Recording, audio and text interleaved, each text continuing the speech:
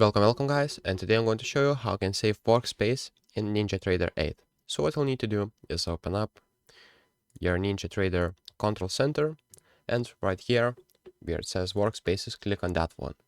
Now if I go to the default workspaces, as you can see, I'm right now on the futures because it shows the green icon right here.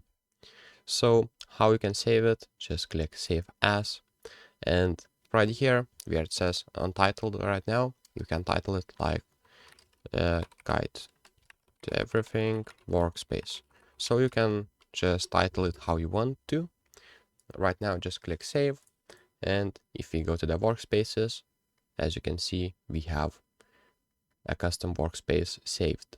So you can save it like this, or save as to a new one, or just remove it.